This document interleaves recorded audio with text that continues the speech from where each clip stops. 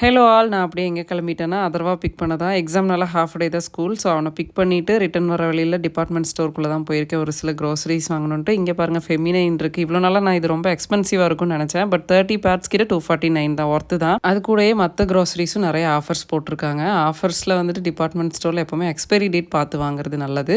So return வீட்டுக்கு போகிறக்கு எப்படி 20 மினிட்ஸ் ஆகும். ஃப்ரெஷ் ஜூஸ் வாங்கி குடிக்க வச்சுட்டு அப்படியே கிளம்பியாச்சு. ஏன்னா வீட்டுக்கு வரப்பவே பசிக்குதுன்ட்டு தான் வருவேன் ஆஃப்டர்நூன் ஸ்கூல் விடுறப்பெல்லாம். ஏன்னா மார்னிங் ரொம்ப ஏர்லியாக சாப்பிட்டு கிளம்புறனால ஆஃப்டர்நூன் பசி ஆயிரும். ஸோ இன்றைக்கி சிம்பிள் லஞ்ச் மெனு: பாசிப்பருப்பு குழம்பு, தயிர், அப்பளம், அதுக்கப்புறம் கத்திரிக்காய் கிரேவி.